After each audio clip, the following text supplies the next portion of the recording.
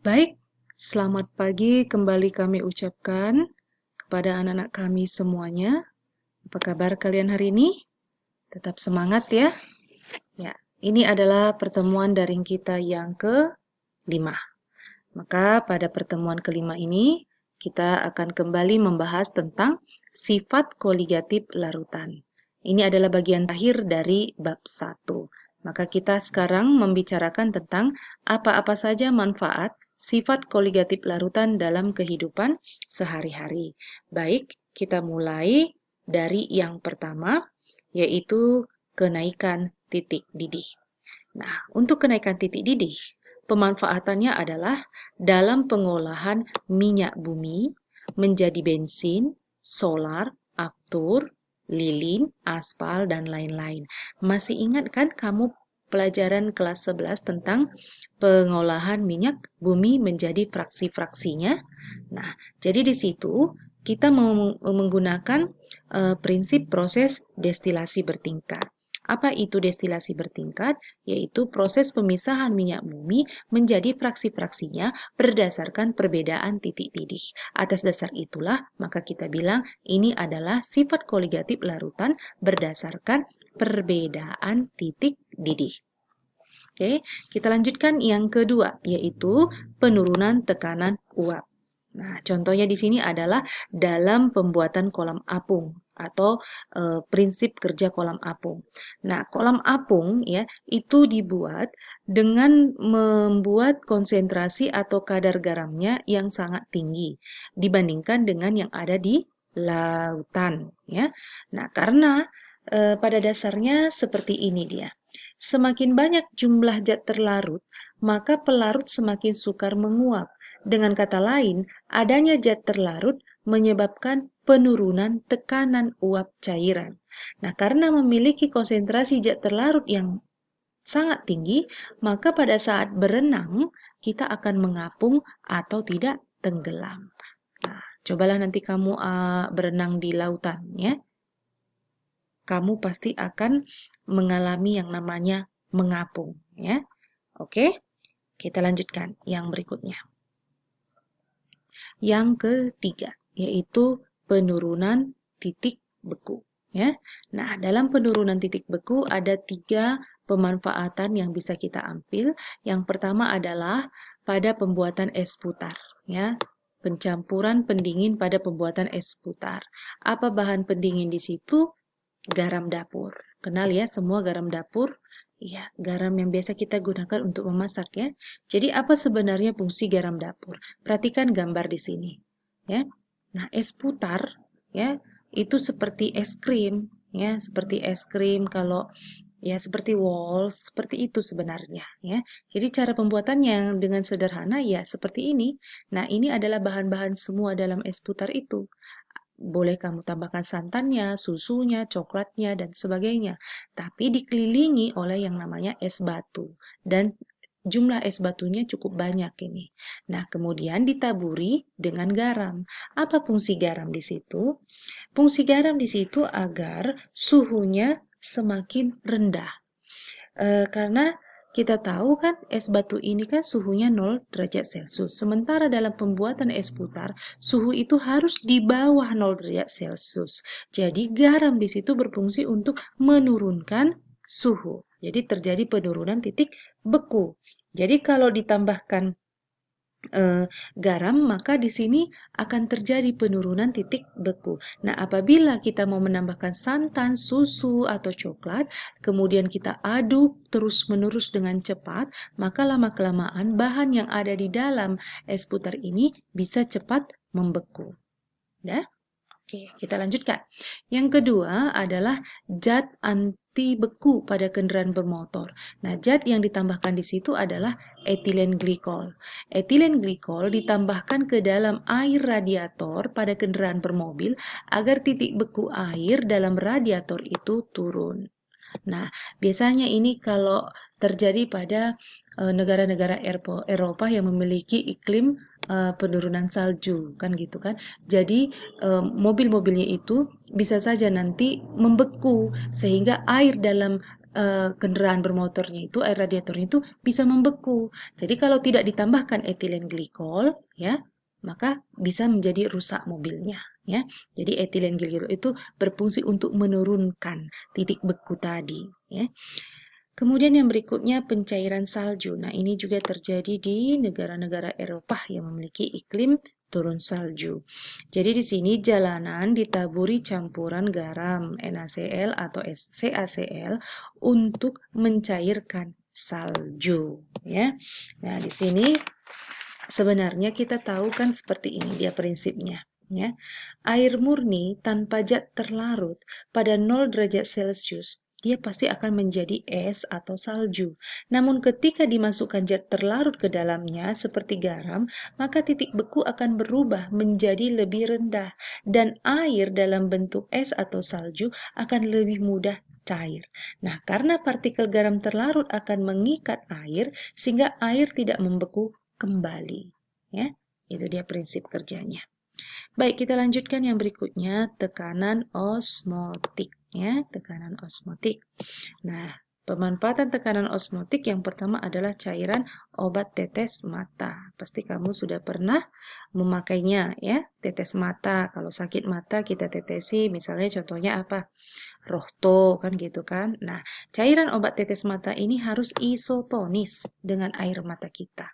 Ini juga sudah pernah Ibu singgung, ya. Ada isotonis, hipertonis, dan hipotonis.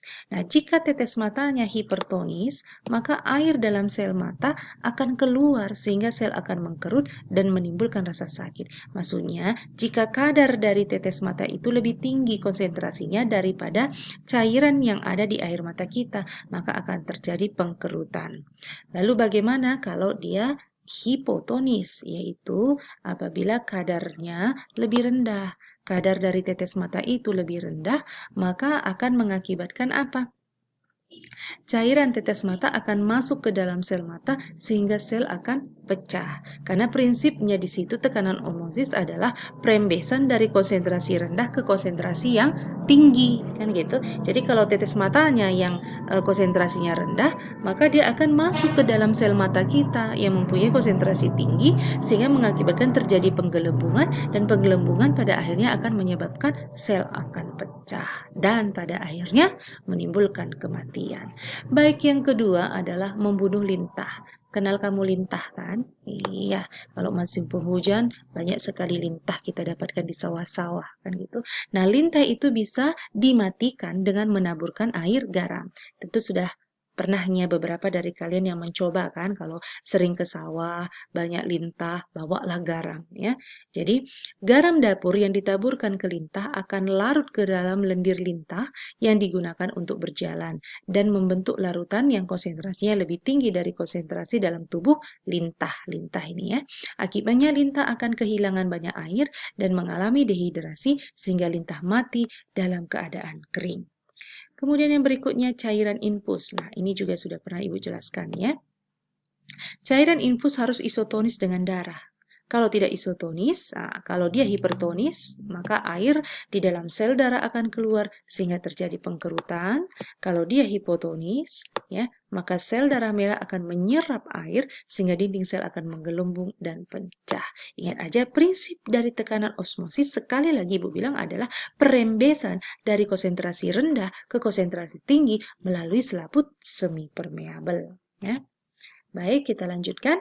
Yang keempat, penyerapan air oleh akar tanaman. Nah, akar tanaman memiliki konsentrasi yang lebih tinggi daripada tanah. Oleh karena itu, akan terjadi osmosis sehingga air mengalir ke akar. Ya, jadi akar tanaman itu konsentrasinya lebih tinggi daripada air yang ada dalam tanah, sehingga konsentrasi yang rendah tadi akan mengalir ke konsentrasi yang tinggi, atau dengan kata lain tanah ya, air tanah akan mengalir ke tanaman. Yang terakhir yaitu osmosis balik. Ya, apa itu osmosis balik? Nah, contohnya adalah desalinasi air laut, yaitu perubahan air laut menjadi air tawar. Oh, ternyata bisa ya, air yang asin diubah menjadi air tawar. Nah, osmosis balik prinsip kerjanya dilakukan dengan memberi tekanan pada air laut lebih besar dari tekanan osmotiknya, di mana pada saat kondisi itu terjadi, maka air akan dipaksa untuk merembes dari air asin ke dalam air murni melalui selaput semi permeabel. Nah, proses pemberian tekanan itulah yang kita sebut dengan osmosis balik. Oke, nah perhatikan contoh soal. Oh belum ya, perhatikan gambar-gambar tentang apa yang Ibu terangkan tadi ya. Ya, inilah campuran pendingin ya. Inilah pencairan salju, anti beku tadi, etilen glikol. Kemudian ini cairan infus, desalinasi air laut, dan ini pembuatan es putar ya. Oke, sekarang perhatikan contoh-contoh. Ada 2 contoh Ibu buat ya. Berikut ini beberapa penerapan sifat koligatif larutan dalam kehidupan sehari-hari. Ada 5 ya. Penyerapan air oleh akar tanaman, penambahan garam dalam pembuatan es putar, penambahan garam untuk mencairkan salju, penambahan garam untuk memenuhi lintah, penambahan etilen glikol pada radiator mobil. Oke, setelah yang dari Ibu terangkan tadi, maka nomor 1 ini apa? Iya, nomor 1 ini adalah tekanan osmosis. Nomor 2 apa? Nah, nomor 2 inilah yang disebut dengan penurunan titik beku. Ya, penurunan titik beku. Nomor 3 juga penurunan titik beku. Bagaimana dengan nomor 4? Iya, ini adalah tekanan osmosis. Sementara nomor 5 adalah penurunan titik beku juga. Jadi jawabannya adalah D. Baik, kita lanjutkan soal yang kedua. Berikut ini peristiwa dalam kehidupan sehari-hari. 1. Etilen glikol dapat ditambahkan ke dalam radiator mobil. Yang kedua, desalinasi air laut. Kedua contoh di atas berhubungan dengan sifat koligatif larutan berturut-turut adalah, oke, coba kamu perhatikan. Apa jawaban yang benar? Kalau ini adalah penurunan titik beku, kan gitu, ini penurunan titik beku. Sementara yang bagian keduanya inilah tekanan osmosis. Maka jawaban yang benar adalah bukan tekanan osmosis. Osmosis balik ya, maaf ya, osmosis balik ya, atau RO istilahnya, reverse osmosis ya. Maka jawabannya adalah D. Oke, dah. Baik, sampai sini dulu materi kita pada pagi hari ini. Jadi Ibu anggap bab 1 sudah selesai kita pelajari.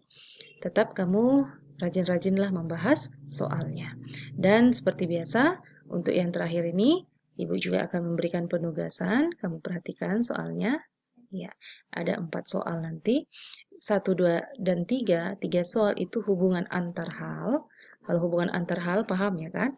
Ada pernyataan, ada alasan. Kalau berhubungan itu A. Kalau dia pernyataan dan alasan tidak ada hubungan, berarti itu B, gitu kan? Lalu yang bagian C-nya bagaimana? Pernyataannya benar, tetapi alasannya salah, itu C. Lalu D, pernyataan salah, tetapi alasan benar. Dan yang terakhir, kedua-duanya salah. Ya, itu hubungan antar hal. Jadi hubungan antar halnya hanya ada 3, sedangkan yang nomor 4 itu kembali seperti biasa. Ya, oke? Baiklah anak-anak ibu semuanya, sampai di sini dulu pertemuan kita pada pagi hari ini.